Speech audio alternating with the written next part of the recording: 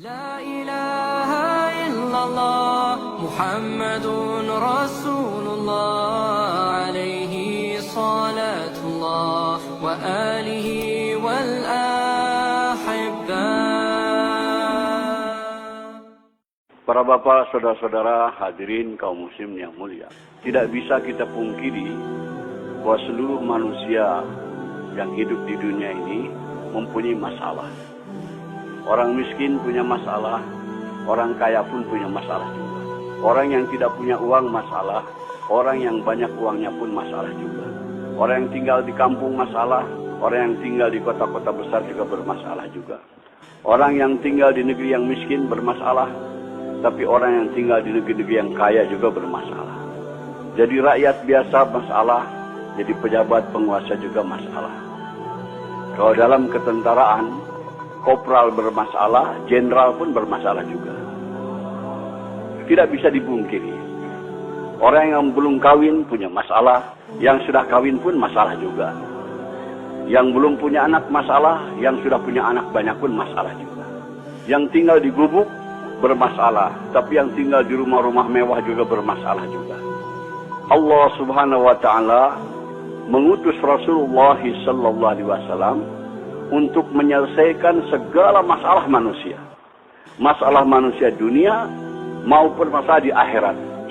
Apa yang dibawa oleh Rasulullah untuk menyelesaikan masalah manusia? Bukan membawa kekuasaan, bukan bawa jabatan, bukan bawa harta kekayaan, tapi yang dibawa oleh Nabi adalah agama. Jadi agama ini diturunkan oleh Allah untuk menyelesaikan masalah-masalah manusia. Siapa yang mau mengamalkan agama, mentaati Allah, ikut cara Rasul, masalahnya akan diselesaikan oleh Allah Subhanahu wa taala. Orang miskin kalau mau selesai masalahnya, tidak perlu jadi kaya. Sebab jadi orang kaya belum tentu selesai masalah. Tapi kalau orang miskin ikut agama, amalkan agama, pasti diselesaikan oleh Allah masalahnya. Setiap kita ingin kepada kehidupan yang baik, keadaan yang baik, ini akan tercapai dengan agama. Allah Subhanahu wa taala berfirman dalam Al-Qur'an, "Man 'amila shalihan min dzakarin aw unsa wa huwa mu'min, fala yuhyiyannahu hayatan thayyibah." Barang siapa yang beramal soleh, yaitu taat kepada Allah dengan cara Rasul, baik laki-laki maupun perempuan, dan dia beriman, kami akan berikan kepadanya kehidupan yang baik. Kehidupan yang baik akan datang kepada kita bukan dengan harta, bukan dengan kekayaan, bukan dengan kemewahan, tapi dengan agama. Kalau kita amalkan agama dalam kehidupan kita ini, semua masalah kita diselesaikan oleh Allah Subhanahu wa taala. Begitu juga kehidupan kita bermasyarakat, bernegara. Kalau ingin masalah-masalah selesai dari masalah masyarakat, masalah kenegaraan dan sebagainya, agama juga. Allah berfirman dalam Al-Qur'an, "Walau anna ahlal qura amanu wa taqaw la fatahna 'alaihim barakatim minas sama'i wal ardh." Andai kata penduduk suatu negeri itu iman dan takwa kepada Allah, kami akan bukakan kepadanya pintu keberkahan daripada langit dan bumi. Kemakmuran, kesejahteraan, keamanan akan tercipta dengan agama, dengan taat kepada Allah Subhanahu wa taala. Maka Rasulullah SAW berjuang mati-matian memahamkan kepada umat betapa penting agama ini. Betapa penting agama ini untuk menyelesaikan masalah. Sebab manusia terkeliru, tertipu.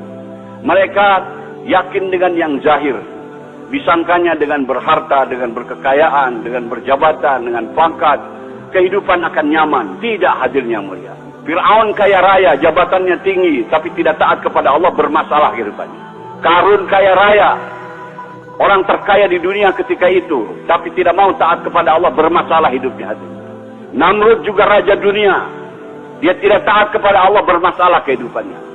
Semua masalah-masalah datang kepada kita dari dia taat kepada Allah Subhanahu wa taala. Bukan karena pendapatan kecil, bukan karena miskin, bukan. Yang menyusahkan kehidupan kita ini adalah dosa-dosa kita sendiri. Hadirin, di Jakarta ada ungkapan kata gubuk derita. Maksudnya karena tinggal di gubuk hidup menderita. Sebetulnya yang bikin menderita bukan gubuknya, tapi dosa-dosanya hadirnya. Orang yang berdosa itu walaupun tinggal di gedung yang mewah, tetap hidupnya akan gelisah, hadirnya mulia. Ketahuilah hadirnya mulia, semua kesusahan yang datang kepada kita ini akibat daripada dosa-dosa kita. Allah Subhanahu wa taala memberikan contoh yang gamblang dalam Al-Qur'an. Nabi Ibrahim alaihissalam dapat cobaan kena hukuman bakar oleh Namrud, dimasukkan ke dalam api selama kurang lebih 40 hari 40 malam. Tapi karena Nabi Ibrahim orang yang taat kepada Allah, orang yang mengamalkan agama, di dalam api dibahagiakan oleh Allah SWT. Sejuk, nyaman, sejahtera, dapat makan, dapat minum. Masa di gubuk menderita? Nabi Ibrahim dalam api tidak menderita, hadirin, karena bersih daripada dosa. Andai kata hidup kita lurus taat kepada Allah, dalam gubuk pun akan dibahagiakan oleh Allah Subhanahu wa taala. Hadirin yang mulia, ini harus kita camkan, tanamkan dalam hati kita keyakinan dan beritahu dunia bahwa kebahagiaan bukan dalam kebendaan, bukan dalam kekuasaan, tapi dalam taat kepada Allah.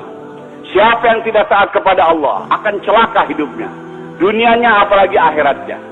Kita bertanggung jawab atas perkara ini.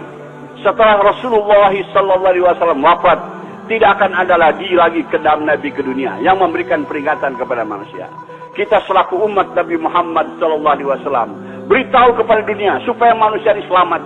Hanya dengan ikut cara Rasulullah, kehidupan kita akan aman, akan tentram, akan sejahtera, akan bahagia. Maaf hadirin, hidup kita bukan akan bahagia dengan modern, dengan ikut barat. Tidak ada janji Allah Subhanahu wa taala. Tapi kalau kita ikut cara Rasulullah, janji Allah ada di situ. Allah akan berikan kepada kita kesuksesan, kebahagiaan. Maka kita beritahu perkara ini.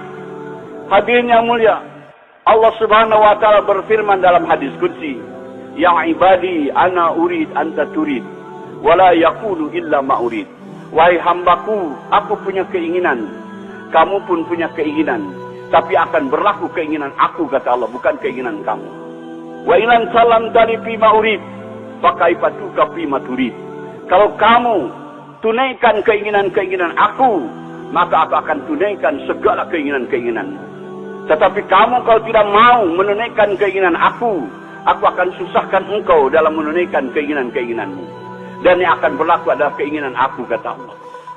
Jadi hadirin, metode, teknik supaya keinginan-keinginan kita tercapai. Kita ingin bahagia, ingin sejahtera, ingin aman, ingin tentram. Caranya adalah tunaikan keinginan Allah. Tunaikan keinginan Allah. Kalau kita tunaikan keinginan Allah, segala keinginan-keinginan kita akan ditunaikan oleh Allah Subhanahu wa taala. Allah Subhanahu wa taala pencipta kita, pencipta alam semesta semuanya. Dia yang berkuasa, hadirin. Allah berkuasa membahagiakan hambanya walaupun dalam gubuk. Allah berkuasa membahagiakan hambanya walaupun dalam kemiskinan. Allah berkuasa juga menyusahkan hambanya walaupun dalam istana. Allah berkuasa menyusahkan hambanya walaupun di tengah kekayaan, kaya raya. Hadirin, hanya dengan jalan taat kepada Allah. Apa keinginan Allah tadi, hadirin? Allah tidak minta diberi makan, diberi minum. Allah ingin supaya agamanya diamalkan. Kalaulah kita mengamalkan agama Allah, apa yang kita inginkan, keamanan, ketentraman, kesejahteraan, kebahagiaan akan datang kepada kita. Ini janji Allah Subhanahu wa taala. Jadi caranya adalah bukan dengan kemewahan, adalah caranya tunaikan keinginan Allah, yaitu agama. Hari ini orang ingin bahagia, agama ditinggalkan. Tambah jauh, tambah sesat, hadirin yang mulia. Maka kumpul-kumpul kita di sini, hadirin, untuk memahamkan pertama kepada diri kita perkara ini. Setelah itu kita bangkit korban, beritahu ke seluruh dunia bahwa kebahagiaan bukan dalam kebendaan, bukan dalam ekonomi, bukan dalam industri, bukan dalam perdagangan, tapi dalam agama. Hari ini kesalahan umat Islam sibuk dalam perdagangan, sibuk dalam industri, sibuk dalam pembangunan, tapi tidak taat kepada Allah. Wallahi tidak akan bahagia. Kita ingin bahagia tapi tidak ikut cara Rasul. Kita mau ikut cara barat, tidak bisa, tidak dijamin Allah. Bahagianya akan datang dengan ikut cara Rasulullah SAW. Semua masalah akan diselesaikan oleh Allah Subhanahu wa taala. Betapa penting ini agama. Hadirin, segala kesusahan yang datang kepada kita ini akibat daripada dosa-dosa kita. Maka jalan keluarnya kita tobat. Nabi Adam alaihissalam setelah berbuat dosa tobat, berdoa kepada Allah, mohon diampunkan dosa-dosanya. Rabbana zalamna anfusana wa illam taghfir lana wa tarhamna lanakunanna minal khasirin. Ya Allah, ampunilah dosa-dosa. Kami telah menzalimi kami sendiri, telah menzalimi diri kita. Kalau tidak Engkau ampunkan, aku termasuk orang-orang yang binasa, yang rugi. Nabi Yunus berbuat kesalahan, ditelan oleh ikan. berdoa, la ilaha illa anta, subhanaka inni kuntu minaz zalimin. Tidak ada Tuhan yang berhak bisa melainkan Engkau ya Allah. Engkau maha suci, aku telah menjalimi diriku sendiri. Begitu kalau ada orang di sini punya masalah, hadirin datang kepada ulama, ingin supaya masalah itu selesai, biasanya ulama memberikan zikir. Zikir Nabi Yunus, la ilaha illa anta, subhanaka inni kuntu minaz zalimin. Baca sekian ratus. Karena kesusahan-kesusahan yang datang kepada kita ini akibat daripada dosa-dosa kita. Subhanallah walhamdulillah.